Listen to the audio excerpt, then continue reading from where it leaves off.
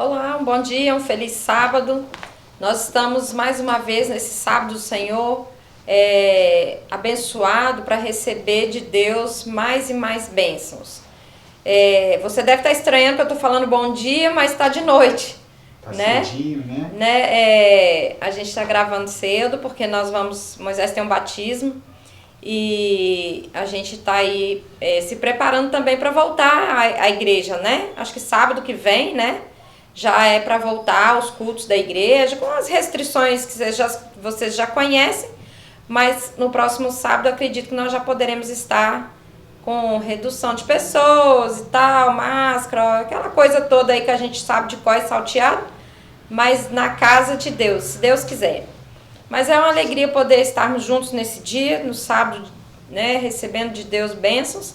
Eu não sei se sua semana foi boa, se sua semana foi atribulada, se sua semana foi cansativa, se foi tranquilidade. Eu não sei como foi sua semana, mas a minha foi bastante cansativa. Nós estamos cada dia mais perto da volta de Jesus, amém? Eu não sei se você já prestou atenção, mas eu estava pensando ontem, antes de ontem, nós já estamos chegando no mês de maio, nós já estamos quase chegando no meio do ano. E o ano começou, não tem nada, não tem nem, né, assim, dias atrás, né? Então a gente pode perceber que eu penso que Deus está acelerando o tempo para a gente poder, né, passar logo os últimos momentos dessa terra e nós podermos ir com Ele para o céu. E já que o tempo está passando rápido, já que nós estamos aí, né, com esse tumulto todo nos últimos dias desse mundo, aproveite para estudar a sua lição, para ler sua Bíblia, para ler um Espírito de Profecia, para orar, para dedicar sua vida ao Senhor. Aproveite para fortalecer a fé da sua família, a união da sua família. E nós vamos então, assim, quanto mais rápido o tempo passar, mais fortes e firmes estaremos na presença de Deus. Eu quero chamar o Moisés aqui, nós vamos fazer a lição. Nós estamos estudando a promessa, a aliança eterna de Deus. Olá, tudo bem? Tudo.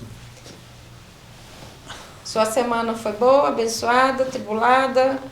Não, tribulada não. Foi Corrida, né? corrida, mas graças a Deus aí estamos na graça do Senhor para trabalhar, Amém. né? Estamos gravando para passar mais cedo. Eu avisei ontem na programação lá do meu filho que a gente estava fazendo, que a gente hoje vai ter um batismo em Sapucaia. Então vai ser ainda de maneira bem restrita. Sapucaia e Marilândia já estão funcionando os cultos, né, em caráter ali bem restritivos, mas a gente vai lá. As igrejas de Colatina vão estar, no geral, as nossas, né, vão estar abrindo na semana que vem. Sim. Talvez uma ou outra ainda consiga abrir agora, mas está voltado mais para a semana que vem. Sim. E aí a gente vai estar meditando hoje a lição, né? Fala sobre para todas as gerações, a aliança que Deus fez a Noé. Né? Vamos orar primeiro? Vamos. Para a gente pedir a Deus a presença dele no estudo da lição. Feche seus olhos aí, vamos orar ao Senhor. Querido bom Deus, amado Pai que está nos céus, obrigada, Pai, porque mais um sábado chegou em nossa vida, mais um momento em que podemos descansar dos nossos afazeres e buscar os seus braços para poder refrigerar e renovar nossa fé e a nossa energia. Pai querido, que este sábado seja uma bênção para nós, uma bênção para aqueles que nos rodeiam. Agora abençoe o estudo da lição, que o Senhor venha nos orientar, nos ajudar a compreender as tuas verdades, em nome de Jesus. Amém. Amém. Moisés, para todas as gerações. Aqui no verso áureo diz assim: porém Noé encontrou favor aos olhos do Senhor. Noé encontrou favor aos olhos do Senhor. Aí no sábado fala alguma coisa sobre a bactéria, né? Como elas procriam, né? Ou se reproduzem, né? Não sei lá o nome, multiplicam, né? As bactérias se multiplicam. Elas por simples fisão, eu nem sabia esse nome, mas as células elas se dividem em duas células filhas, depois E a cada hora elas produzem milhões e em 24 horas, em 48 horas, elas têm aí bilhões de células, né? Isso.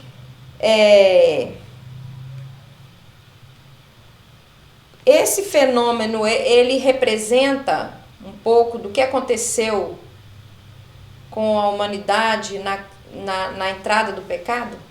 Na verdade o autor aí fez uma ilustração, né? Do mesmo jeito que espalha, vai, e se multiplica, vai de 1 vai para 2, 2 vai para 4, 4 vai para 8, 8 vai para 16, 32, 64, 128, aí vai até chegar aos bilhões. E assim, a gente vê que o pecado deteriorou rápido a humanidade, né? Então, ele usa o exemplo aí da bactéria, né? Tem como combater a bactéria, mas muitas pessoas sofrem com isso, e o mal, eu entendo que aí está colocando uma consequência aí do alastrar do pecado. Do pecado, né?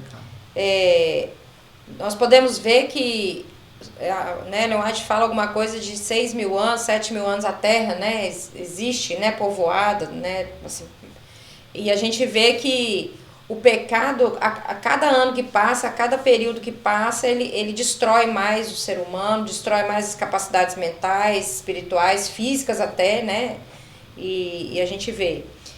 E o princípio do pecado? Explica para nós, Moisés, porque a Bíblia diz que quando Deus criou as coisas, era tudo muito bom, né? Era bom, era muito bom, ele se alegrava cada dia que ele criava uma coisa, ele olhava aquela beleza toda, e Deus dizia muito bom, né? E isso era muito bom. O pecado entrou e mudou tudo. E agora as coisas não eram tão boas mais assim, né? Explica um pouquinho para nós esse contexto. O verso 5 aí, né, o princípio do pecado, mostra assim: viu Deus que a maldade do homem havia se multiplicado na terra e que era continuamente mal todo o desígnio do seu coração. Eu não vou entrar no mérito, então se arrependeu o Senhor de ter feito o homem sobre a terra, né? A lição não toca sobre agora, a lição não toca sobre isso. Não. E a gente já sabe que o arrependimento de Deus não é arrependimento, tá? Não é de ter, poxa vida, eu criei o homem, agora eu vi que deu errado e vamos voltar atrás. Não foi se arrepender. Mas o sentido aqui é tristeza no coração. Então ele viu o homem desse estado. Imagine você não. Imagine a gente vendo um amigo nosso jogado nas drogas ou jogado na bebida, jogado no chão, como um mendigo. A gente olha, aquilo mexe com a gente. A tristeza. Até quem não é amigo, a gente já sente tristeza. Quando a gente vê, poxa, você está nessa situação, é nessa situação que você se encontra, então aí bate uma agonia no seu coração, né? Não vou nem dizer a palavra remorso, mas é esse o sentido. Quando Deus olhou a lamentação em que o homem se tornou, então e bateu uma tristeza profunda no coração. E não era isso que ele queria para o homem, né? Então, assim, esse texto aí, queridos, eu até procurei no original alguma coisa, diz assim, olha, essa palavra viu o Senhor, examinou, tá? No original, examinou o Senhor examinou o homem. E viu o Senhor, né? Examinou o Senhor que a maldade do homem havia se multiplicado. O maligno, o pior. Ou seja, o pior do homem havia se multiplicado. Não é simplesmente a maldade, é o pior do homem. Aí será que agora a gente consegue compreender por que Deus sentiu tristeza do coração ao ver o homem? O pior do homem. A gente não vê aí a mãe, um dia desses agora, né? A mãe deixou alguém matar a criança, participou. Tá aí, né, o pior do homem. Sociais. Olha, aqui, eu acho que o pior é mais do que a maldade, o pior do homem. É aflorar do homem aquilo que talvez ele nem mesmo conheça dele, né? E aqui se havia multiplicado, no original se havia excessivamente. Então, um mundo perfeito, depois, né, assim, o mundo antes do dilúvio era mais perfeito do que a gente, o nosso aí, apesar de tanta maldade.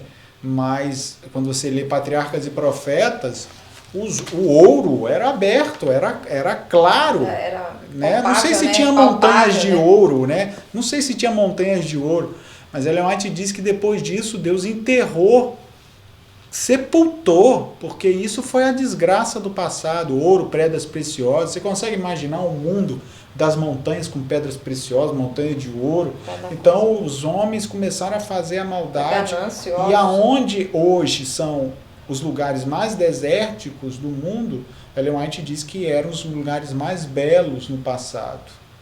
E o inverso também, os lugares que hoje são mais bonitos são os lugares... Então, assim, aqui diz assim, havia se multiplicado excessivamente na terra, e que era continuamente mal todo o desígnio do seu coração. Isso no original é diariamente o pior, certamente completando o propósito ou a imaginação do coração. Olha, diariamente o pior. Então, a cada... Se todo dia ele viesse à tona o pior de nós, né? O pior, e acabou vivendo mais e mais, só foi aumentando. Até porque, olha, hoje você vê um assassino 30 anos fazendo maldade. Você consegue imaginar Caim, 900 anos, fazendo maldade? Para ver, será que ele era mal mesmo? Será? Aqui Moisés diz assim, o pecado não é como um corte ou uma ferida que possui um processo inerente, automático de cura. Ao contrário, o pecado, se não for contido, multiplica-se, jamais se contentando, até levar à ruína e morte.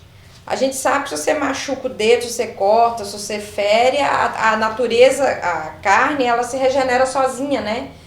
Deus já colocou isso em nós para que ela, para proteção nossa. Mas eu costumo chamar do câncer, o câncer do pecado, ele não tem isso com ele.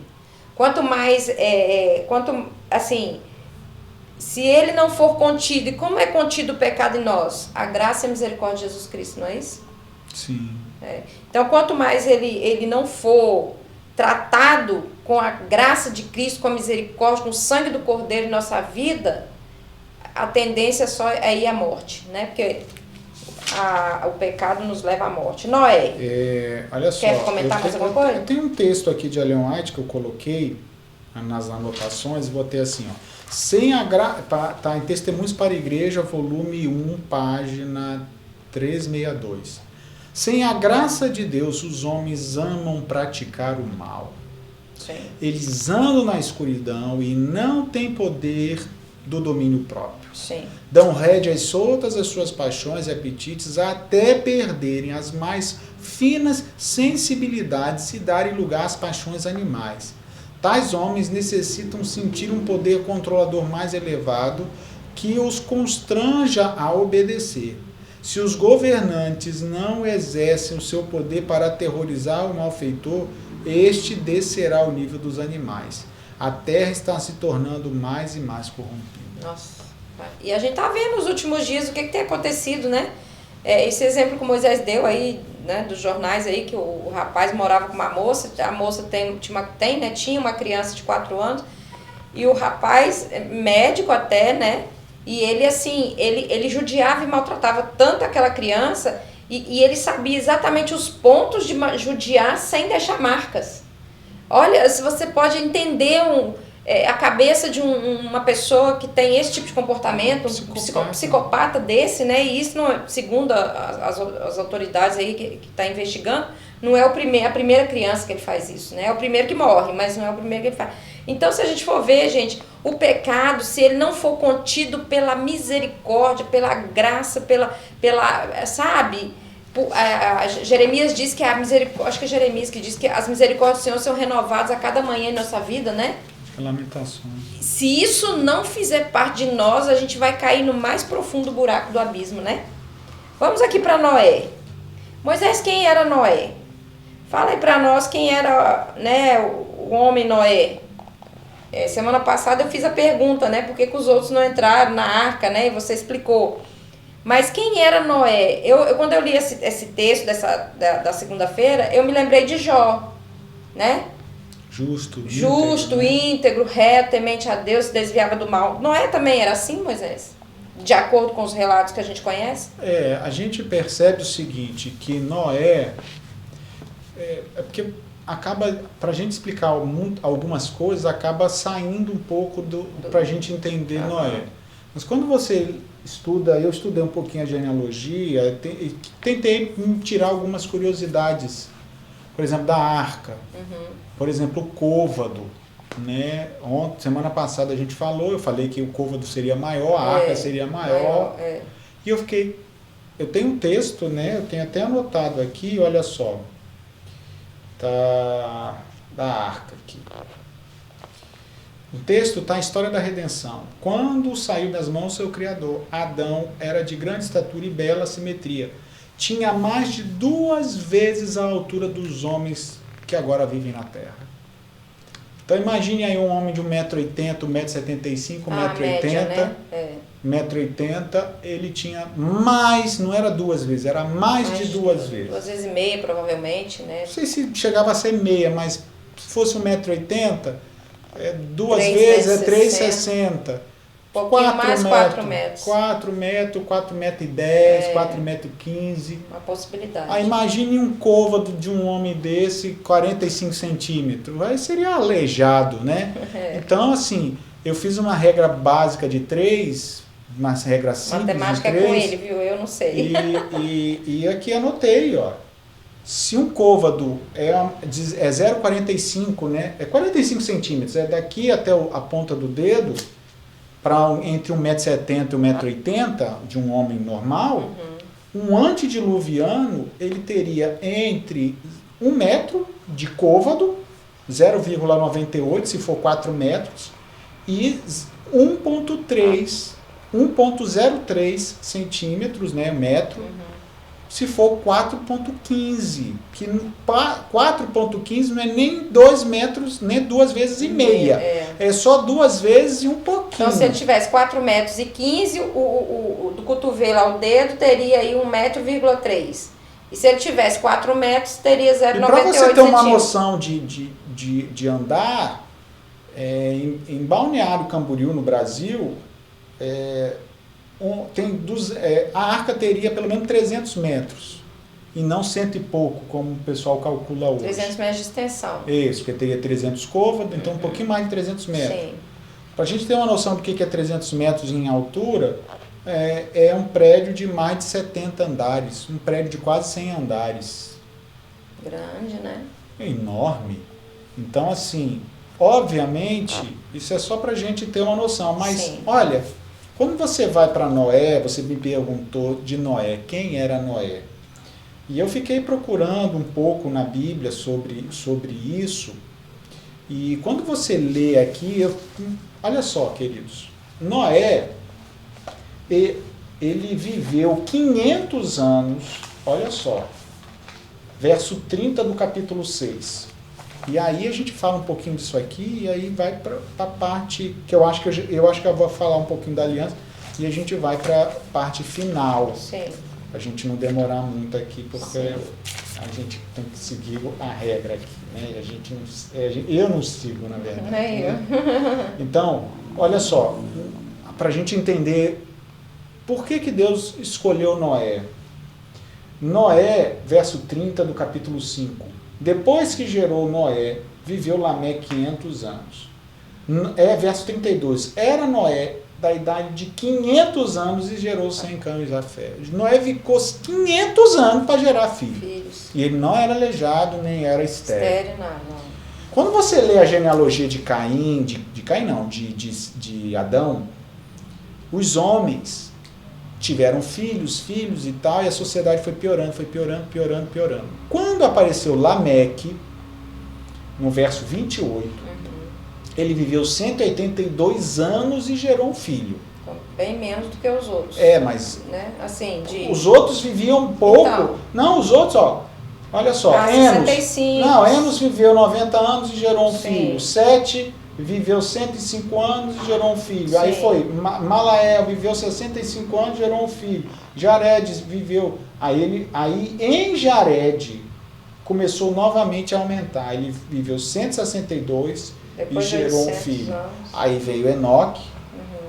Depois veio Enoque, gerou Matusalém. Matusalém viveu 187 anos, depois gerou Lameque. Lameque viveu 182 anos, depois gerou um filho. E Noé viveu 500 anos para gerar filho.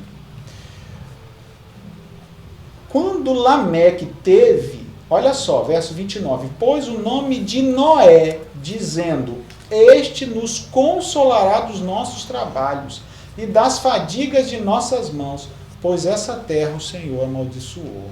Então Noé foi profetizado para ser alguém especial. Foi dedicado, né? Foi dedicado. O seu pai colocou porque ele vai salvar a gente.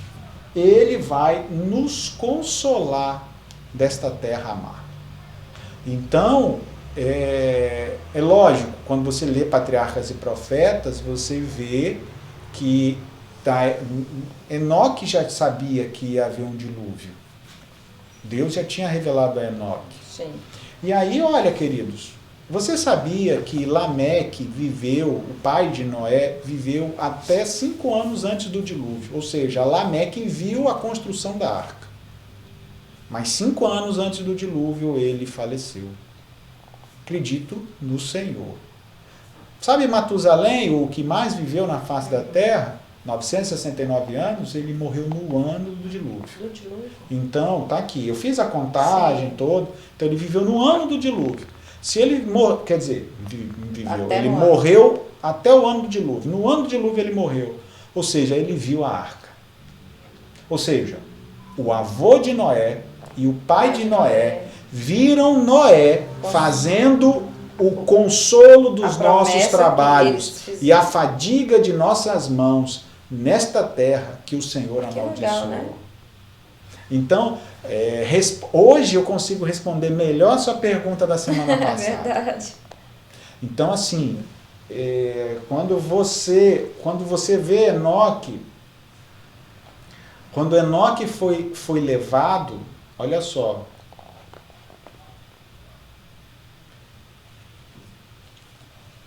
quando Enoque nasceu, quando Noé nasceu, Enoque tinha sido arrebatado 69 anos antes. Então era novo. Então imagine a linhagem de Adão, né, os filhos de Adão, Enoque indo embora. Era tudo e novo. Vendo assim, essa terra está ficando mal, cada vez mais mal. Tanto é que os filhos de Deus começaram a ter filhos mais tarde, porque eles não queriam ter filhos. E quando nasceu Noé, olha quanto tempo. Noé esperou 500 anos para alguma coisa, para poder ter filhos, porque a terra estava continuamente má. Só aumentando. Então quando fala que ele era justo e ela é íntegro, porque a terra estava piorando cada vez mais e mais. Para a gente encerrar Noé aqui, embora Noé, a Bíblia relata, né, e o autor da lição também, que ele era homem justo, íntegro, andava com Deus, ele era um pecador, ele não deixava de ser pecador, né? Aí a gente volta lá em Davi, posteriormente Davi diz, em pecado concebeu minha mãe e tal. Então, para o problema do pecado só há uma solução, a graça. E a graça de Cristo é um favor misericordioso e imerecido nosso, né? Nós não merecemos, nenhum ser humano dessa terra merece a graça de Cristo. Enoque, Moisés e Elias, que estão lá no céu, que a Bíblia relata, né? Eles só foram para o céu por causa da graça imerecedora, né, deles, mas a misericórdia de Deus foi tão grande que ofertou a graça para eles e deu a oportunidade deles irem morar no céu. E nós estamos fazendo o quê? Com essa graça, com essa misericórdia, com o sacrifício de Jesus Cristo. Um texto que eu quero ler com vocês também é um texto do comentário de Ellen White, e aí a gente vai para a lição de terça. Diz assim... Nós estamos na lição de terça. Já de terça? Não. Diz assim, mas Noé permaneceu como uma rocha em meio à tempestade.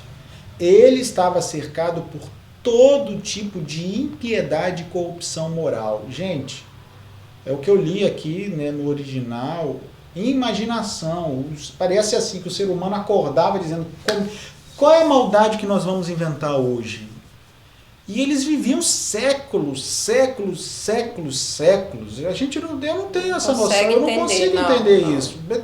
Imagina aí, você vive 10 anos, olha só, eu tenho 16, 15 anos de ministério, 14 completos, estou entrando Está na metade do 15. Está na metade aí do 14 para o 15. Conheço tanta coisa em relação a quando eu estava no seminário, que eu ainda nem era pastor, mas com 14 anos.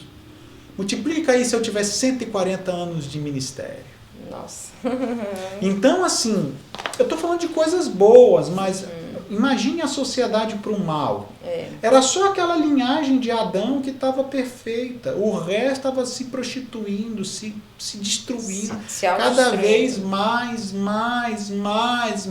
E os indivíduos viviam muitos anos, 100, 200, 300, 400, 500 anos. Porque a gente, olha só, a gente normalmente hoje, a gente nasce, vamos dizer aí, com 30 anos você já está bem estruturado mentalmente.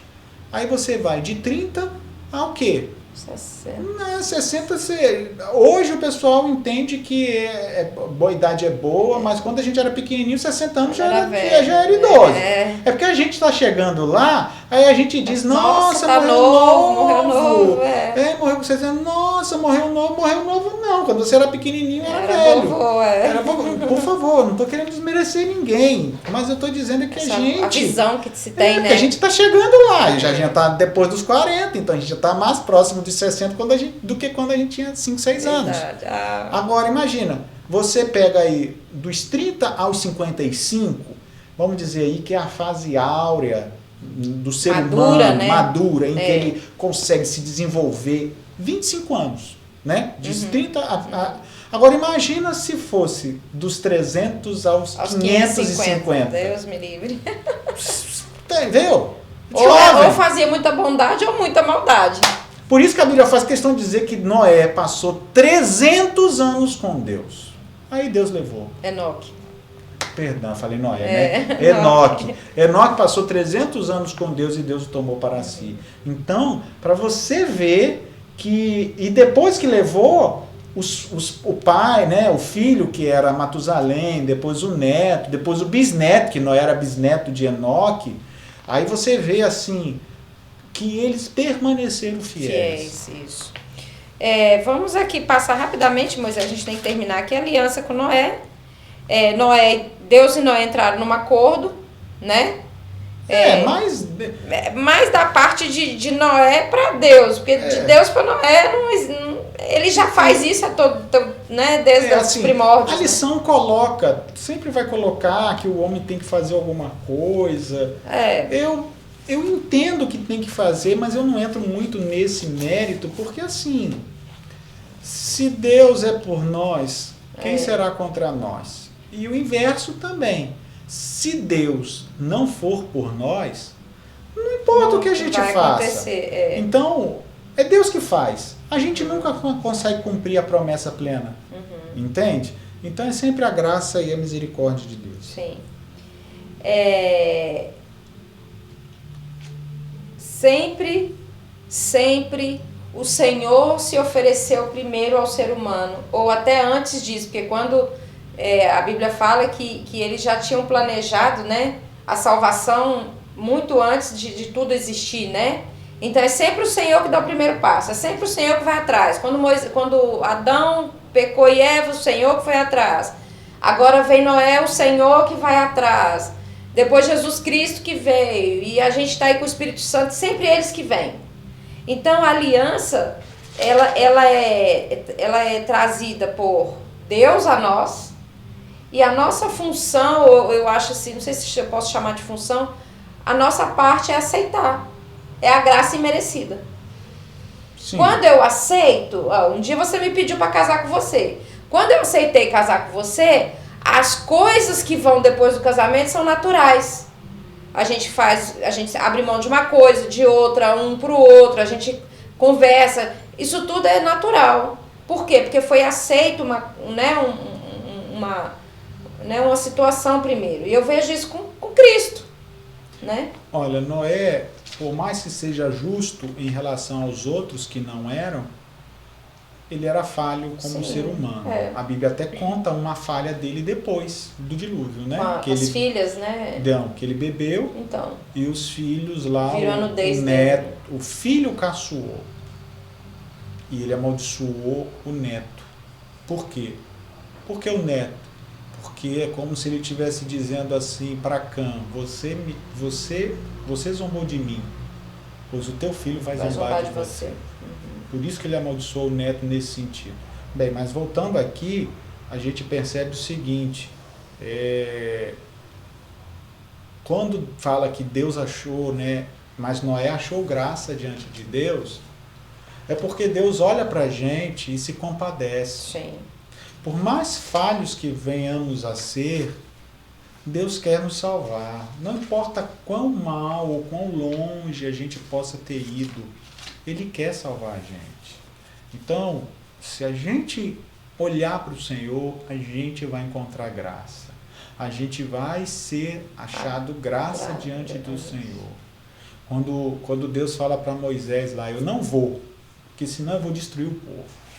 Aí Moisés diz, não, eu não posso ir, não. O que vão dizer os outros povos? Senhor, se eu achei graça, eu queria que o Senhor fosse conosco. Tá bom, Moisés, eu vou andar com vocês.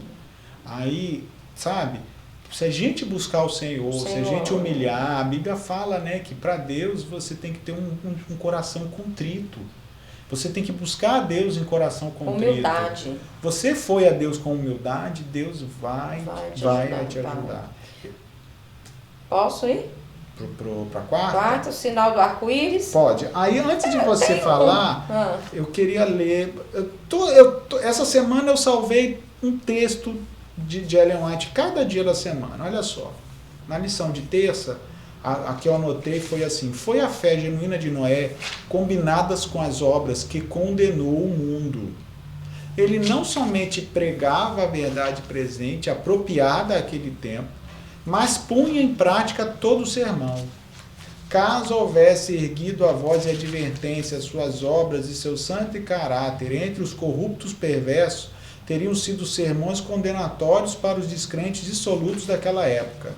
Quer dizer, caso nunca houvesse erguido a voz em advertência, suas obras e o santo caráter entre os corruptos e perversos teriam sido sermões condenatórios para descrentes e dissolutos daquela época. Ele portou-se com paciência, mansidão, semelhante às de Cristo, sobre os provocantes insultos. Olha só o que está escrito isso. Motejos, né? Escarnos, né? Sua voz, muitas vezes, era ouvida em oração a Deus por seu poder e ajuda, para que pudessem cumprir todos os mandamentos de Deus. Isso era um poder condenador ao descrente. O pessoal zombava dele, chamava ele, né? O pessoal zombava dele, chamava de lunático, e aqui está dizendo que ele orava pelo povo, pedindo para o povo compreender os mandamentos de Deus. E o povo não tinha o que dizer dele, era um homem de oração, né? Não é esse filme, um filme que eu baixei para assistir, Noé. Eu nem vi. Ridículo, eu comprei, assisti, eu falei, que porcaria de filme. Representa longe, né? Até, sabe, não gosto muito de falar. Não, nem instigue. O sinal do arco-íris. Moisés, tem uma situação aqui que o autor colocou que eu achei a palavra que não foi muito assim apropriada, né? Não sei. Não sabe? Poucos fenômenos, segundo parágrafo, poucos fenômenos naturais são mais belos que o arco-íris. Quem não se lembra da primeira vez em que admirou aquelas incríveis faixas de luz que atravessam o céu como uma espécie de portal místico para o céu? É porque ele colocou aquelas crendices do pote de ouro, que as criancinhas... no final mesmo. Mas não é folclore, né? Aí ele colocou nesse sentido aí, sim, que as crianças falam, né, que no final do arco-íris tem um pote de ouro e tal. Enfim... O que o arco-íris representa para a humanidade até nos dias de hoje? O arco-íris representa a aliança de Deus, dizendo, não vou matar vocês quando houver um dilúvio. Mais, né? E olha, eu tenho um texto aqui que está na lição de quinta, mas eu quero ler com vocês que tem a ver com o arco-íris, porque hoje o diabo pegou o sinal do arco-íris. E fez a Deixa festa. eu falar mesmo, eu vou falar. E colocou nesse símbolo de LGBT, Sim. que não tem nada a ver com arco-íris. Não. O arco-íris foi criado por Deus. Deus condena a prática do adultério. Deus condena a prática de beber, de vícios. Deus condena a prática de roubo, tá? E Deus condena também o homossexualismo. Então, ó, eu tive que falar as outras coisas para até chegar no homossexualismo, porque senão, não, porque está falando. Então, arco-íris nada tem a ver com essa situação que hoje a gente encontra. Porque, fulano é arco-íris, não sei o que, da torcida arco-íris, não sei o que, arco-íris. Banalizou, o diabo banalizou o símbolo de Deus. Agora, Deus, quando criou o arco-íris, é um sinal para o ser humano entender que ele não seria morto novamente pelas águas. E eu me lembrei, sabe de quê? De uma experiência que passamos ruim, que foi quando a gente perdeu as nossas coisas na enchente em 2011. Ou seja, eu me lembro que logo em seguida, quando deu uma outra chuva, muitos irmãos, eu me lembro nessa época eu estava em Areal, a gente foi para a casa dos irmãos, a gente saiu de casa, foi o rio, a gente ligou pro irmão, e aí irmão, como é que tá o rio aí? Pastor, o rio tá subindo. A gente já tá na rua aguardando. Não alagou de novo como foi naquela vez. Mas aí eu falei, Nígia, vamos pra lá. E a gente ficou até 10, 11 da noite, meia-noite, quando viu que o rio não ia alagar mais, aí a gente voltou pra casa e os irmãos entraram para dentro de casa, sabe? O trauma de você passar por uma experiência. Então hoje, quando eu passo em algum local que já teve enchente, de longe meus olhos batem e a gente enxerga, o rio bateu ali, o rio bateu acolá. E outra, a casa pode ser pintada, a gente vê que os caras pintaram a casa, a gente consegue ver que tem a mancha da tinta anterior.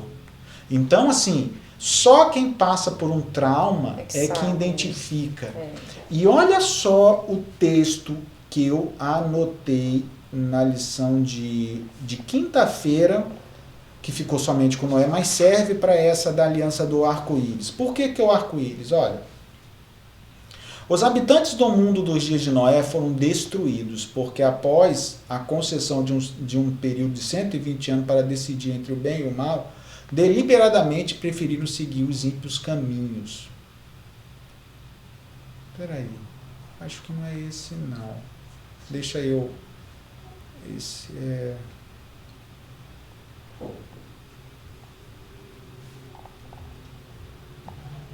Aqui. Tá aqui, achei. Tá no próprio texto de quarta-feira mesmo. Tá? Não tá no de quinta não. Na alegria do seu livramento, Noé não se esqueceu daquele cujo gracioso cuidado haviam sido preservados. No primeiro ato de deixar a arca, foi construir um altar e oferecer cada espécie de animal limpo para o Senhor. Aí o texto continua dizendo assim, essa oferta foi agradável ao Senhor. E aí o Senhor fez uma bênção.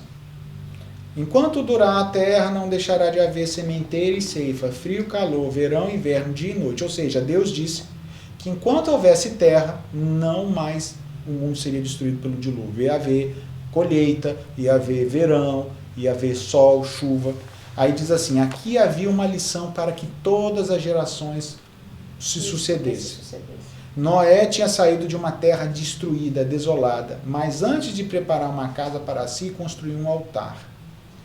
Era o seu suprimento de gado pequeno, mas de modo semelhante a essa primeira preocupação, ele entregou suas coisas ao Senhor. E olha, Que compaixão pelo homem falível colocar o belo arco-íris nas nuvens, sinal do grande Deus, do concerto com o ser humano. Esse arco-íris tornaria evidente às gerações o fato que Deus destruiu os habitantes da terra por um dilúvio. Por causa da sua maldade. E era propósito de Deus, nas gerações posteriores, que vissem o arco-íris nas nuvens e perguntassem o significado glorioso do arco que surge nos céus. E seus pais lhe explicassem a destruição do mundo antediluviano, para que as pessoas se entregaram, porque as pessoas se entregaram a todo tipo de maldade. Este símbolo nas nuvens deveria confirmar uma crença e estabelecer sua confiança em Deus, pois era um sinal de divina misericórdia e bondade. Embora Deus tivesse sido provocado a destruir a terra pelo dilúvio, a sua misericórdia ainda circunda o planeta. E, diante deste arco nas nuvens, não gostaria que pensássemos que ele poderia se esquecer de algum dia, mas a fala do ser humano em sua própria linguagem, para que o ser humano pudesse compreendê-lo melhor. Então, o arco-íris era para que a gente, como pai, falasse para os filhos: olha, o mundo foi destruído, filho, porque o homem fez muita maldade. Por isso o Senhor colocou esse arco dizendo que agora ele não vai destruir mais. Ele vai destruir depois. Mas é para a gente ser fiel a Deus. Amém.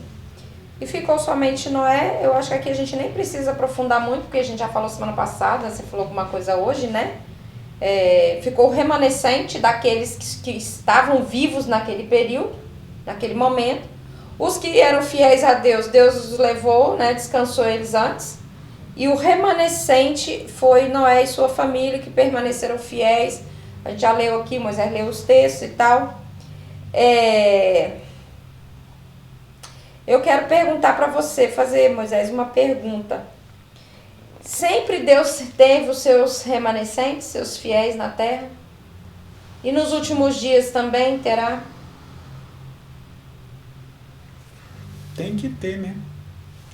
Apesar de um dia desses eu estar pregando nas igrejas, cadê esse remanescente que não aparece? Para pregar, para falar, para viver, porque a maldade está se tornando cada vez pior. Cadê, sabe? Mas sempre vai ter um grupo fiel ao Senhor. Amém. Sempre vai ter um grupo fiel ao Senhor. Amém.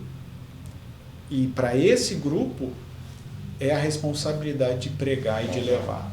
Sem desanimar. Sem temer, né? Eu quero terminar com o texto do Comentário Bíblico Adventista. Diz assim: o arco-íris, um fenômeno físico natural, era um símbolo apropriado da promessa de Deus de nunca mais destruir a terra com uma inundação, uma vez que as condições climáticas da terra seriam diferentes após o dilúvio e que a maioria dos lugares do mundo a chuva tomaria o lugar do antigo orvalho que molhava o solo. Era necessário algo para aquietar os temores humanos cada vez que a chuva começasse a cair. Legal isso aqui, sabe por quê, Moisés?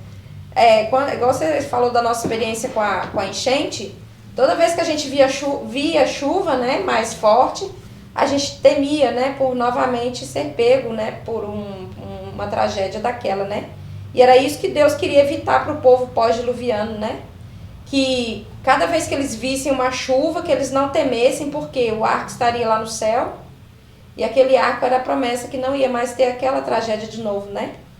Ou seja, além de falarmos, né, para as criaturas, nossos filhos, olha, que Deus destruiu. Era para acalmar uma promessa, para dizer, calma, filho. Porque eu acho que você se lembra bem, quando choveu, né, e a gente ia com os irmãos, ia ficar na beira do rio, e ficava lá, conversando, sentado, às vezes chovendo mesmo, e ninguém de guarda-chuva, sabe, queridos?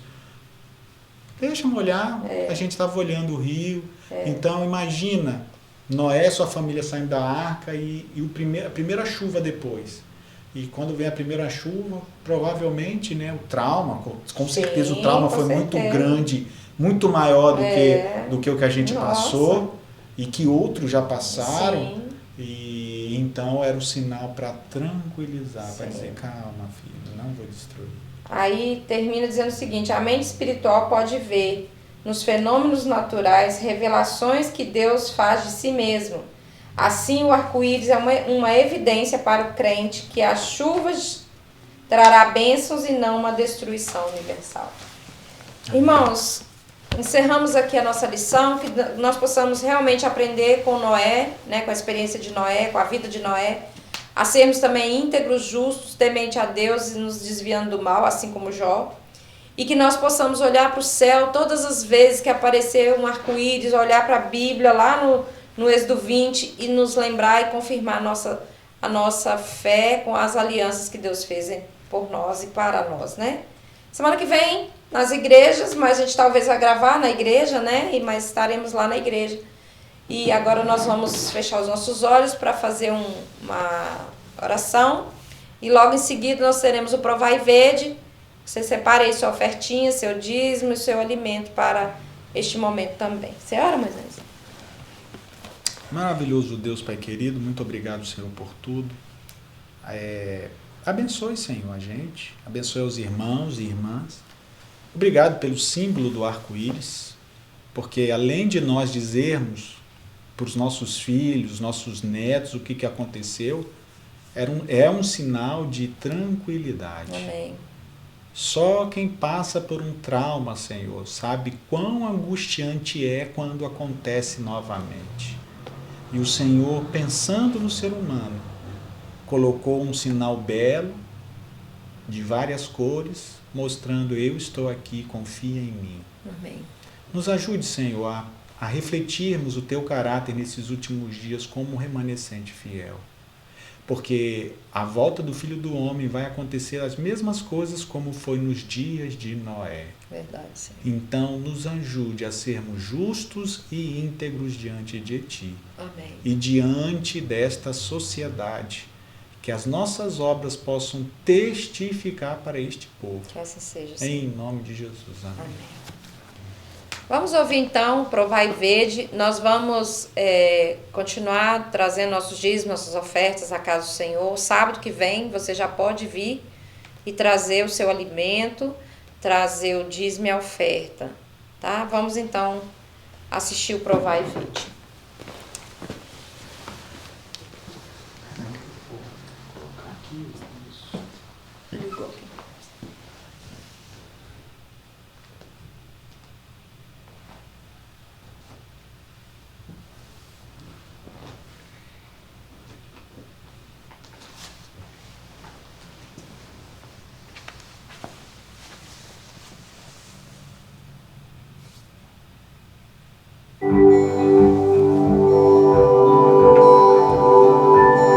Provai e Vede. História de hoje: os ossos de José.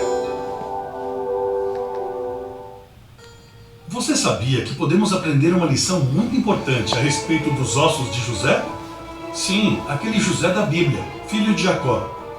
Olha, se José tivesse nascido nos nossos dias, ele definitivamente seria visto como uma criança mimada. O menino tinha de tudo: uma bela casa, melhores roupas e, além disso, sempre era o protegidinho de seu pai. Veja bem, José tinha muitas razões para se tornar um adulto mimado. Mas Deus misericordiosamente levou José para longe de sua casa confortável para ser escravo em terras estrangeiras. De uma hora para outra, ele, que tinha tudo, não tinha mais nada. Bem, quase nada. Ele ainda tinha duas pedras muito preciosas: fé e lealdade. Com essas duas pedras em mãos, José decidiu colocar primeiro Deus, não importando o que acontecesse. Então, mesmo quando foi acusado falsamente ou enviado para a prisão, ele nunca perdeu a coragem. O Senhor estava com ele. E depois deste teste, Deus estava pronto para tirar José da posição mais humilde da terra para uma das mais honradas. Mas será que essa nova vida de facilidade e riqueza faria com que ele se encantasse com os luxos do Egito? Sabemos que, quando Satanás falha em nos derrubar com as provações, ele procura nos iludir com riquezas, conforto ou poder, para que percamos o foco daquilo que realmente importa. A vida de José mostra que Satanás não teve sucesso em nenhuma dessas abordagens. Mas afinal, o que os ossos têm a ver com toda essa história? Bem, preste atenção neste versículo. Também levou Moisés consigo os ossos de José, pois havia este feito os filhos de Israel jurarem solenemente, dizendo: certamente Deus vos visitará. Daqui, pois, levai convosco os meus ossos. Êxodo 13:19. Aqui, vemos José dizendo a seus irmãos que ele não queria que nada que fosse seu ficasse no Egito. Propriedades, crianças e nem mesmo seus ossos. Ele não queria que ninguém pensasse que o apego ao Egito, que é um símbolo do mundo, pudesse ter diminuído seu desejo pela terra prometida. Ao devolver o dízimo e o seu pacto, peça ao Senhor que coloque também seus pensamentos, família, propriedades e recursos em outra terra, nosso verdadeiro e eterno lar. Que possamos colocar nossos desejos por último e primeiro Deus. E agora eu os convido para este momento especial de adoração através dos dízimos e das ofertas. Que Deus os abençoe.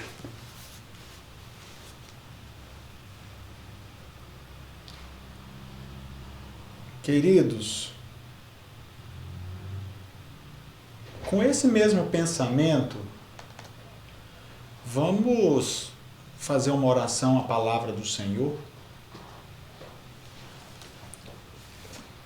Maravilhoso Deus, Pai querido, estamos aqui ainda em casa. Algumas igrejas ainda estão fechadas, outras vão estar abrindo. Mas muitos irmãos ainda estarão nas suas casas, porque mesmo as que estão abertas, o culto não pode receber todo mundo. Então, Senhor, que a mensagem de hoje, de maneira muito especial, possa falar aos nossos corações. Nós vamos falar do sábado, a gente ouviu agora o Provai e Vede. Ajuda-nos a continuar sendo fiéis a Ti nos nossos dízimos, nas nossas ofertas. Que o exemplo da vida de José possa sempre tocar em nossos corações também. Agora, nos prepare para a mensagem, abençoe aos irmãos e irmãs e os nossos queridos também, em nome de Jesus. Amém. Queridos, eu vou já fazer a mensagem, por isso que a gente alterou a tela aí, e depois, tá? A gente vai... acho que... deixa eu ver aqui se dá para passar. Eu vou tentar colocar a tela mais pertinho para eu ficar mais focado aqui, irmãos. Mas a gente vai fazer aqui a mensagem e depois nós vamos cantar um hino falando sobre o sábado, tá bom? Só colocar a câmera para mais perto aqui. Ficar mais pertinho.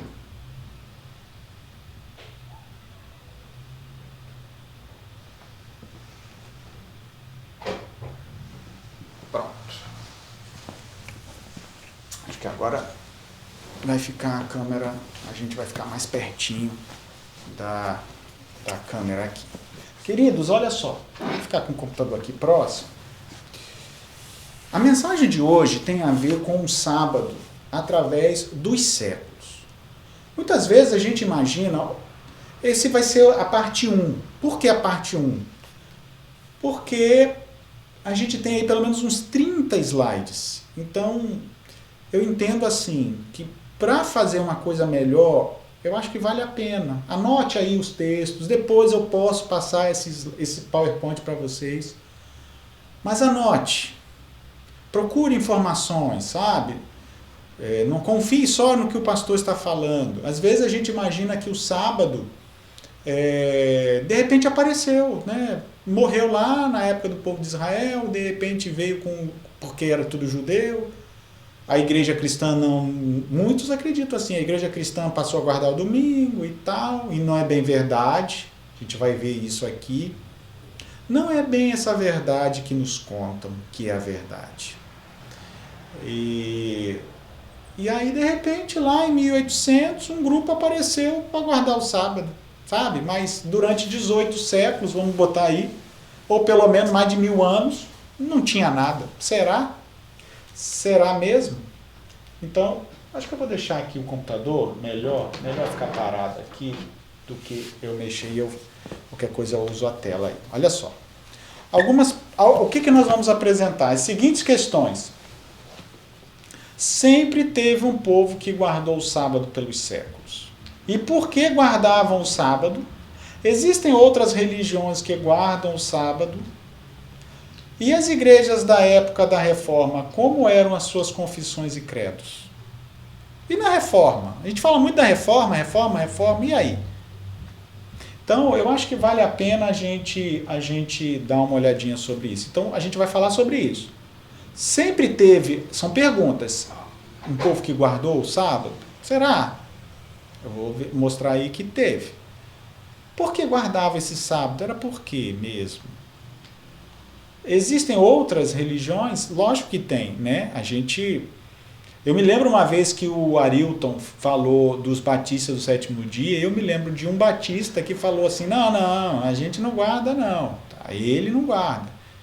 Mas os batistas do sétimo dia foi alguém dos batistas do sétimo dia que falou a mensagem do sábado para um adventista, que ainda não era do sétimo dia, e depois, com o passar do tempo, essa pessoa se tornou adventista e trouxe a mensagem do sétimo dia para a igreja. Então vamos ver um pouquinho, olha só. Isso aqui, ó, e as igrejas na época da Reforma, como eram as suas confissões e credos? Isso aqui é importante, tá? Isso é coisa histórica. Então a gente vai falar hoje a primeira parte e a segunda parte a gente vai falar amanhã no domingo, tá bom? Verso inicial aí, são dois textos, tá? Gênesis capítulo 2, verso 3, é um texto muito conhecido. Diz assim: e abençoou Deus o dia sétimo e santificou, e nele descansou de toda a obra que o Criador fizera. Eu destaquei as palavras aí, abençoou, santificou, porque nele descansou. E olha, e aí o texto dos 10 mandamentos.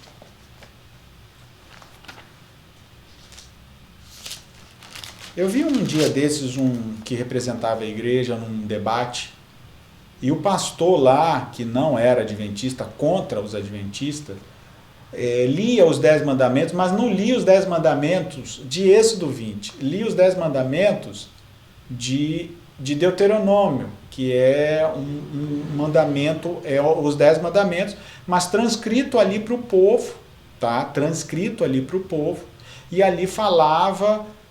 porque foste escravo no Egito. Então, querendo colocar que era só do povo de Israel. Era do Israel, era sinal de Israel. Sinal de Israel. Sábado não existe. Mas quando a gente lê aqui, fala, ó, lembra-te do sábado para o santificar. Pô, ele descansou, tá vendo? Abençoou e santificou. Então, note que será que o sábado é especial, continua sendo especial? Ou será que é só conversa, como diz na linguagem popular, para boi dormir? Vamos continuar aqui, olha só. Flávio Joséfo, em sua obra Agasten Apion, não há cidade alguma dos gregos, nem dos bárbaros, nem de qualquer outra nação, onde o nosso costume de repousar no sétimo dia não haja chegado. Tá vendo? Isso aqui é a parte histórica, tá? As obras de Flávio Joséfo, página 899. O puritano William Prime confessa, os puritanos, me permita eu parar aqui, eu vou pegar um livro ali, e nesse livro, queridos,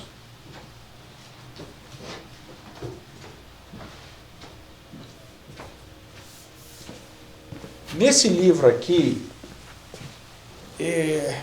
tá aqui, ó, Teologia Puritana, tá? Os puritanos. Quem são os puritanos? Procura na internet, melhor, não vou explicar não. E aqui fala do sábado, tá? Nesse livro aqui, pequeno, né? Pequeno, né? Então aqui fala da adoração do sábado e cultos cristãos, e a interpretação historicista, que hoje praticamente desapareceu no meio evangélico. Só os adventistas continuam sendo historicistas. O que é historicista? É que Deus conduz através da história. Mas os puritanos eram fiéis, era período da reforma. Então a gente vai falar aí. Olha só o que ele fala aí do sábado. O sábado do 7º dia foi observado por Cristo, pelos apóstolos e pelos primeiros cristãos até que o concílio de Laodiceia, a certos respeitos, como que aboliu a sua observância. Então quem aboliu não foi a Bíblia, foi o concílio, segundo o puritano, não é pastor adventista falando. Então, queridos, o concílio de Laodiceia, não foi nem de Niceia, Laodiceia, decidiu em primeiro lugar a observância do dia do Senhor, domingo, e em seguida proibiu, sobre anátema, a observância do sábado judaico. Em História dos Concílios, parágrafo 38, página 163. Anote isso aí, querido. Pode tirar uma foto, tirar um print. Depois você pode pedir o PowerPoint. Então a gente percebe assim, sábado existe, precisa ser falado, precisa ser apresentado. Hoje a mensagem é sobre o sábado mesmo, eu vou falar do sábado. Espero que algum amigo meu que é evangélico, eu tenho alguns amigos evangélicos, que eles possam ler, ouvir, ver essa mensagem. Não estou aqui para falar, eu vou me salvar e os outros. Não é assim. Não é, o sábado não salva, quem salva é Jesus. Mas tem um dia na lei de Deus que é para eu guardar. Vai ter muita gente que vai se salvar sem ter guardado esse dia, lógico. Mas quando chega a oportunidade da gente poder fazer alguma coisa, então a gente pode ter uma mudança de vida. Filo, filósofo e historiador do primeiro século, afirma que o sábado era comemorado no 7º dia de cada semana.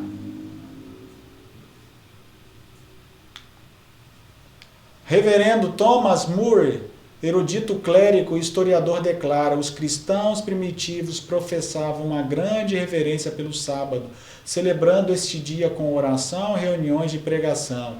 É fora de dúvida que eles derivavam esses costumes dos apóstolos, como aparece em outras passagens nas escrituras a eles referentes.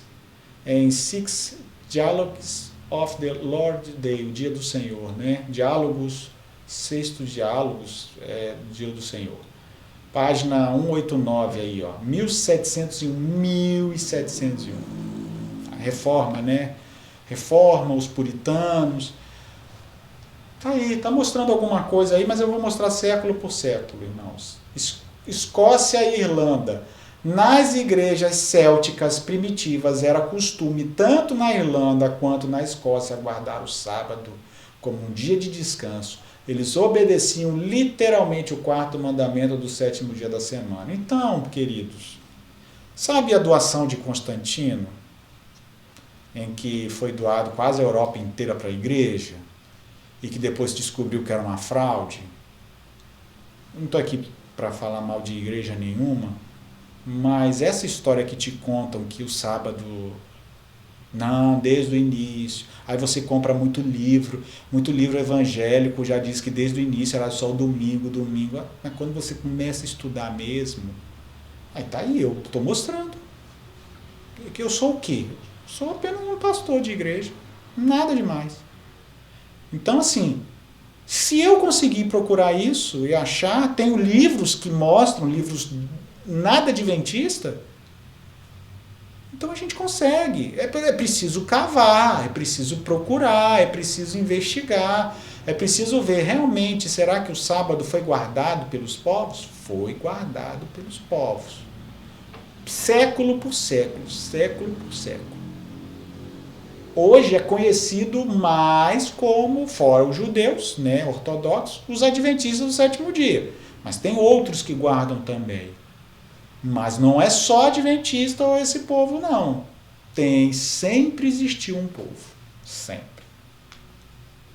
Afirma o Dr. Peter Henley, em seu livro A História do Sábado, diz Tertuliano, e Tertuliano é antigo, hein? Lá do 2º século, se eu não me engano, que costumava dedicar parte do domingo ao divertimento e recreação e não totalmente ao culto religioso, pois ainda séculos depois de Tertuliano, nenhuma lei ou constituição havia na igreja cristã que vedasse os homens o trabalho neste dia. Então, o domingo, o pessoal trabalhava, tá?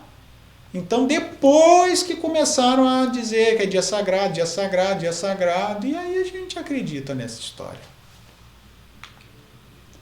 Professor de História Eclesiástica Edward Brerewood afirma: o sábado foi religiosamente observado na Igreja do Oriente durante mais de 300 anos depois da paixão, que é a morte do Salvador.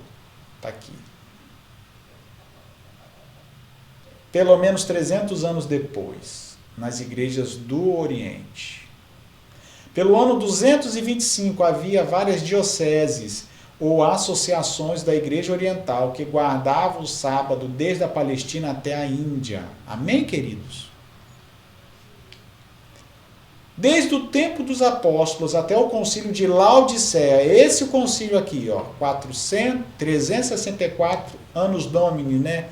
Depois de Cristo, a sagrada observância do sábado dos judeus persistiu, como pode ser comprovado por muitos autores, não obstante ao voto contrário ao concílio. Então, mesmo depois dessa data que teve o voto no concílio, e quem mandava não tinha nada a ver com a igreja de Roma, eram as igrejas da África, lá, concílio de Laodiceia, tá? Turquia, né? Essas igrejas da Turquia ali hoje. Então, não tem nada de Roma. Eu tenho o livro O Papa e o Concílio, de Jânius, com o prefácio de Rui Barbosa. São 2 volumes. Você lê nesses 2 volumes o seguinte: a Igreja de Roma não era essa potência. Ela se tornou, mas ela não era. Então esse negócio de desde sempre a igreja... Não. É a história que nos conta. Mas eu não vou levantar de novo, pegar outro livro, porque vai parecer que eu estou, né, me mostrando aqui, e não é o caso. Está lá, está escrito, Rui Barbosa. Está lá, ele fala que a igreja católica não mandava, quem mandava eram os bispos da África. Com o passar do tempo, com a guerra lá dos muçulmanos, que foram perdendo e foram invadindo e foram conquistando os países da África, só sobrou a Igreja de Roma, que era a capital do Império. E as igrejas que hoje, as 7 igrejas do Apocalipse, hoje o país é muçulmano, não tem nenhuma igreja cristã. Então, obviamente, a capital do Império poderia correr atrás para que o imperador pudesse enviar as tropas, desde que reconhecesse a supremacia. E os bispos das igrejas da África não reconheciam a supremacia de Roma. Lógico, Roma era mais nova. Hoje você vê, né, o líder religioso lá, o Papa, dizendo, não, fala dos judeus como sendo o irmão mais novo. Uma vez eu vi o Papa João Paulo, se eu não me engano, João Paulo, ele falou aos nossos irmãos mais novos, que seriam os judeus. Eu olhei assim, mas como irmão mais novo? Jesus era judeu, Maria era judia, os discípulos eram judeus, então a salvação vem do judeu. Como eles podem ser a igreja mais nova? É Roma que tinha que ser a igreja mais nova, concorda comigo? Mas aí o povo fala e ninguém nem sabe. Então note, aqui, olha quantas informações que a gente vem passando. Eu só estou dando introdução, eu não estou nem entrando. Já estou aqui, né? Século III aí. Século III. Eu nem li nem a introdução aqui do século III. Mas o bispo Jeremias Taylor escreve: o dia do Senhor não foi colocado em lugar do sábado. O dia do Senhor, domingo, era uma instituição meramente eclesiástica. Ele não foi introduzido em virtude do 4º mandamento, pois os cristãos guardaram por mais de 300 anos o dia que estava neste mandamento. E qual era o dia que estava neste mandamento? Era o domingo ou era o sábado, irmãos? A gente sabe, né? O 7º dia, o sábado. Então está aqui. ele foi dizendo que o dia do Senhor era uma coisa eclesiástica. Depois foi mudando. Os cristãos primitivos faziam toda espécie de trabalho no dia do Senhor, domingo, mesmo nos tempos de perseguição, os quais eles eram observadores mais estritos dos mandamentos divinos, mas nisto eles sabiam que não havia mandamento. Ou seja, eles eram observadores dos mandamentos, estritos. Mas no caso do domingo, como o dia do Senhor, ou seja, eles guardavam, entre aspas, o domingo, é que a gente usa essa expressão guardar. Não, eles iam. Eles tinham o domingo como dia do Senhor, mas eles faziam as coisas do dia a dia. Eles não obedeciam, porque não tinha mandamento. Então, é igual a igreja. Qual o problema de ir na igreja no domingo? Na segunda, na terça é pecado? Não. Eles iam à igreja no domingo também, mas eles iam no sábado. Só que os livros fazem questão de colocar no domingo, no domingo, no domingo, no domingo. Mas o que puder evitar de botar no sábado, vão colocar. Mas se você buscar, você vai achar. Se você buscar uma boa livraria, você vai encontrar. Eu encontrei, eu li, coloquei algumas informações aqui, você consegue também. Século IV. Temos certamente que admitir que os escritores cristãos mais primitivos não identificam o dia do Senhor, domingo, como o sábado. Pois nenhum dos pais antes do IV século é ele o primeiro dia da semana, identificado como sendo o sábado cristão. Não é. Não vejam só desses últimos dias aí, tem um pastor falando ali o mandamento esquecido, que é o domingo. Ele esqueceu essa parte da Bíblia. Pode ter certeza, não tem nada de mandamento esquecido. O princípio é o mesmo. Que os antigos guardavam o domingo, tudo bem. O princípio. Mas o mandamento esquecido é sobre o sábado, está aqui. Os pais, antes do IV século, ninguém identificava, ninguém, irmão. Mas eu tenho aqueles livrinhos de história eclesiástica, então é aqueles mixadinhos. Eu não vou também desmerecer. Mas procura outros livros, você vai encontrar. Você vai encontrar. Olha só, não foi senão no ano 538 que, por autoridade eclesiástica, Terceiro Concílio de Orleans, que recomendou a abstenção dos trabalhos do campo em vez de permiti-lo, e isso foi feito expressamente no sentido de o povo dispor de mais folga para ir à igreja e fazer as suas orações. Então, mesmo lá decretando o domingo como sendo o dia do Senhor, lá em 360 e pouco, só em 538, olha aí, parece até a data, né, dos 1260 anos, mas não é, apesar de ser a data, não foi por causa disso, tá? Foi uma coincidência apenas. Nessa data é que recomendou a abstenção dos trabalhos de campo. Então, é só ir para a igreja, mais nada. Afirma o historiador John Lay, desde os tempos apóstolos até o concílio de Laodiceia, cerca do ano 364, a observância do sábado judaico foi continuada, como pode ser demonstrado por um grande número de escritores e até mesmo depois, malgrado do decreto daquele concílio. Malgrado. Em sábado a domingo. Malgrado. Tá? Faço questão de ler isso aqui.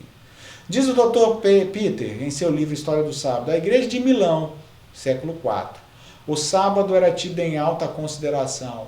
Não que as igrejas do Oriente ou qualquer outra restantes observavam esse dia fossem inclinadas ao judaísmo, mas elas se reuniam no sábado para adorar Jesus, o Senhor do sábado. Então esse negócio do sábado bíblico agora é o domingo, como esse pastor do Vejam Só nesses últimos dias aí falou, não é não. Ambrósio, bispo de Milão, disse que quando ele estava em Milão guardou o sábado, mas quando passou a morar em Roma, observou o domingo. E isso deu origem ao provérbio: quando você está em Roma, faça como Roma faz. Que coisa, não? Eles, os cristãos, desprezaram o nosso Deus do Sol, Zoroastro, o venerado fundador de nossas crenças divinas, e não instituiu o domingo 1000 anos antes em honra ao Sol, cancelando o sábado do Antigo Testamento, Os cristãos, contudo, realizam as suas religiosas cerimônias no sábado. Então aqui está falando do imperador, que ele cancelou o sábado do Antigo Testamento em honra ao sol. Domingo é dia do sol. Sunday. Ok? Ah, mas aí o sábado também é dia de Saturno. É verdade. É verdade. Só que no calendário judaico, o sábado é de descanso, é Shabat, não é de Saturno. E o domingo, na Bíblia, é apenas o primeiro dia da semana, não tem nenhum nome especial. Nem na segunda, nem na terça, na quarta, na quinta, na sexta. Hoje, aqui a gente chama da feira, né? Sexta-feira, quinta-feira. Não, é primeiro dia, segundo dia, terceiro, quarto, quinto. Mas o sétimo dia é o sábado. Então eu posso usar, sim, o domingo como dia de sol, mas eu não preciso dizer que o sábado é dia de Saturno, porque não é dia de Saturno. O sábado vem da época bíblica, que é dia de descanso. No caso do dia do sol, é o dia do sol, porque na Bíblia não tem sábado, não tem, perdão, domingo, não tem segunda-feira, nem é primeiro dia, segundo dia, terceiro dia. Tudo bem? Está lá na Bíblia. Século V, eu acho que o tempo já foi, né? Sábado no século V. Eu estou lendo aqui século por século, eu vou parar no quinto.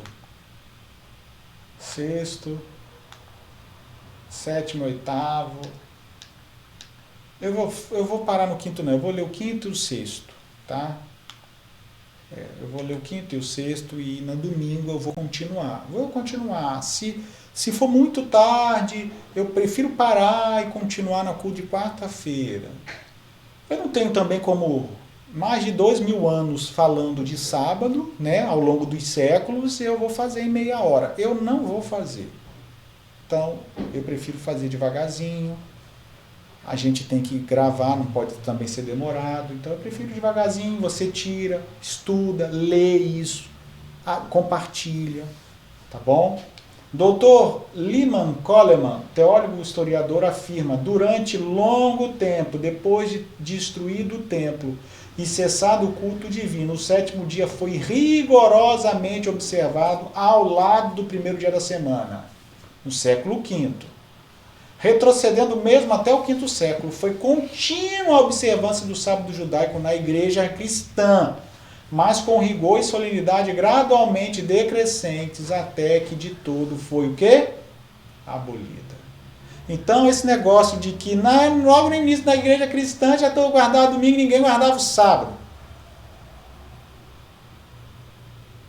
Não. Está aqui.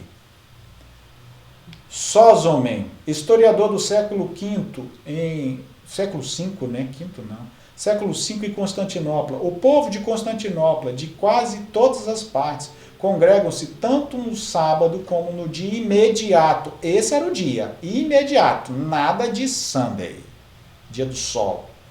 Mas ficou dia do sol porque, vocês sabem, né? É o Zoroastro. É igual o 25 de dezembro, que é o dia máximo do sol.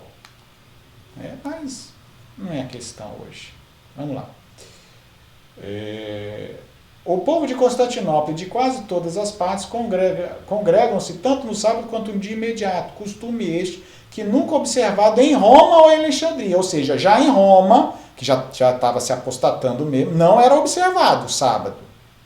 E Alexandria também não. Mas nos outros lugares eram. Aí o que aconteceu? Vieram os muçulmanos, e Roma, que tinha o poder, aí quando eu estou falando do império, não da igreja, não defendeu. E os outros povos foram morrendo, e foi acabando, foi dizimando, acabando a história. E aí, a gente já sabe. Século VI, Escócia. Neste último exemplo, eles, Igreja da Escócia, parecem ter seguido o costume no qual encontramos vestígios da igreja monástica da Irlanda, ou seja, afirmavam que o sábado era o 7º dia no qual descansavam de todas as atividades. Sobre Columba de Iona, tendo o trabalho na Escócia de 34 anos, ele predisse clara e abertamente a sua morte no dia 9 de junho, um sábado, disse ao seu discípulo Dermite: este é o dia chamado sábado, isto é, o dia de descanso, e como tal será para mim, pois ele colocará um fim dos meus labores.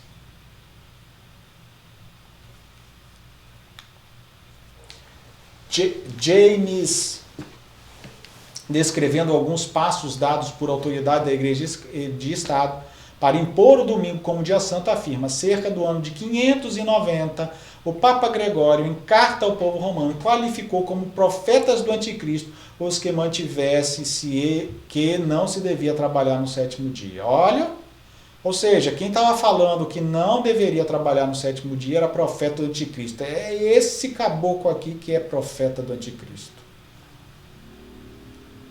Com todo respeito. Mais uma aqui, Papa Gregório. Cidadãos romanos, chegou ao meu conhecimento que certos homens de espírito perverso, você que tinha o espírito perverso, mas você vai ressuscitar, filho, para ver Jesus voltar, tem disseminado entre vós coisas depravadas e contrárias à fé cristã, proibindo que nada seja feito no dia de sábado. Como eu deveria chamá-los senão de pregadores do anticristo?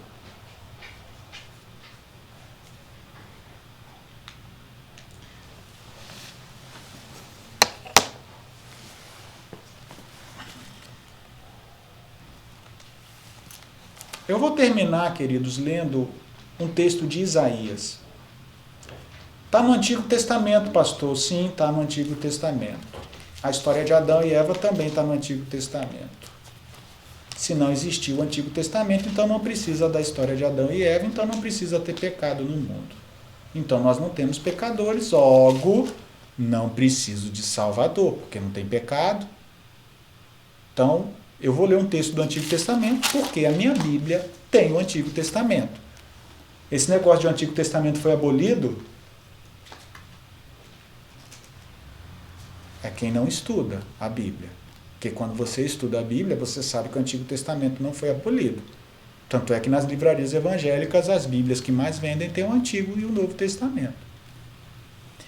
Bem, mas eu não estou dando fora em ninguém, eu só estou falando a verdade. Então, eu quero ler com vocês aqui Isaías 56, que está lá no Antigo Testamento. Amanhã eu leio no Novo Testamento, mas hoje eu quero ler no Antigo Testamento. Vou ler sobre o sábado, que não era só para o judeu. Eu já li 2 textos, né? Primeiro, criação lá de Adão e Eva, mas Adão e Eva, obviamente, não eram judeus. E se eles guardaram o sábado, e eles são meu pai, então vamos lá. Eu quero verso 6, Isaías 56, verso 6. Aos estrangeiros que chegarem ao Senhor, para servirem e para amarem o nome do Senhor, sendo deste modo servos seus, sim, todos os que guardam o sábado, não profanando, abraçam a minha aliança. Queridos, eu quero abraçar a aliança do Senhor. É o sábado, então eu quero abraçar. Eu não sou judeu, eu sou um estrangeiro. Muito provavelmente você também que está me ouvindo aí é um estrangeiro. Judeu não é. Então, serve para você também. Se o sábado for só do judeu, também pode ser do estrangeiro. Porque ele diz assim, verso 7, também eu os levarei ao meu santo monte e os alegrarei na minha casa de oração.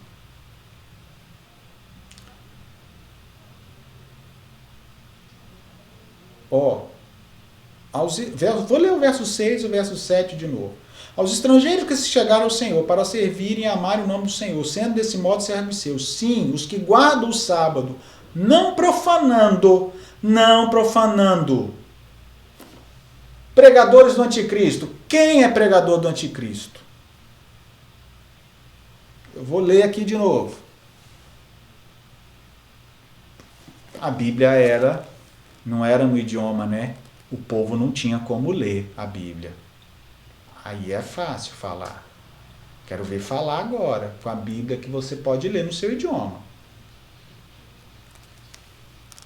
Então, o texto continua dizendo o seguinte: não profanando, abraçam a minha aliança, também os levarei ao meu santo monte, e os alegrarei na minha casa de oração. Os seus holocaustos e os seus sacrifícios serão aceitos no meu altar, e a minha casa será chamada casa de oração para todos os povos. Gente, Deus criou a aliança para que todos os povos seguissem a mesma coisa. Infelizmente, há uma deturpação da aliança de Deus. Há uma deturpação das coisas que Deus fez com o povo do passado. Como se o Antigo Testamento fosse algo abandonado. Porque Pedro já disse que as pessoas pegam os textos de Paulo e deturpam, porque não sabem, não compreendem as Escrituras. Está lá, Pedro fala, leia. Pedro está falando. Então as pessoas hoje pegam os textos e falam, aqui, ó, Paulo diz que não é por sábado, que é isso, que é lua nova.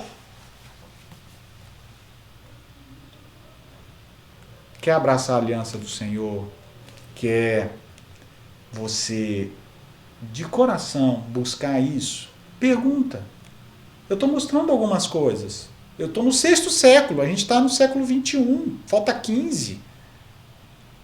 Falta muito ainda. Sempre teve um povo, e não era anticristo, não. Até o século V, VI, tinha gente firmemente guardando o sábado. Firmemente. Só procure um bom livro de história eclesiástica. Procura. Os livros mais grossos, esses negócios de livrinho fininho, não salva ninguém, gente. Não tem nada para passar. Faz isso. Eu quero fazer uma oração, eu disse que eu ia até cantar um hino, mas eu quero terminar agora com oração. E eu quero de maneira muito especial, queridos. Se eu falei alguma coisa que foi duro, me perdoe. Se eu falei alguma coisa que ofendi alguém, realmente nos perdoe. A minha intenção não é ofender, não é falar com raiva. Mas é triste um líder, porque esse Papa Gregório conhecia a Bíblia. Ele sabia a Bíblia, ele lia a Bíblia. Não precisava dizer isso. Sabe, quando você não quer fazer uma coisa, não diga o inverso. Só não fazer. Vamos fazer uma oração? Maravilhoso Deus, Pai querido, a minha vontade, Senhor, é fazer a sua vontade. Se em algum momento aqui no que eu falei da mensagem eu fui ofensivo, então me perdoe e ajuda a eu andar no caminho certo. Mas que a mensagem que eu falei agora possa alcançar as pessoas que a gente tem falado. De maneira muito especial, Senhor, permita que alcance. E que mais pessoas com essa mensagem possam aprender sobre o sábado como o dia do Senhor. Nos dê tua paz, nos dê tua bênção. Em nome de Jesus, amém. Queridos, Deus abençoe. Que a graça e a paz do Senhor Jesus esteja convosco. Eu guardo o sábado porque eu quero ir para o monte de Deus. Porque a casa de Deus é a casa para todos os povos. É a casa de oração para todos os povos. Então aquilo que Deus fez com Israel era o que Deus queria fazer com o mundo inteiro. Então se o sábado não foi abolido para o povo de Israel, por que seria para a gente? Pense nisso. Deus te abençoe, te dê um bom dia, continue estudando e você vai encontrar sempre provas ou evidências sobre o dia do Senhor, tá bom? Deus abençoe, graça e a paz do Senhor Jesus esteja convosco.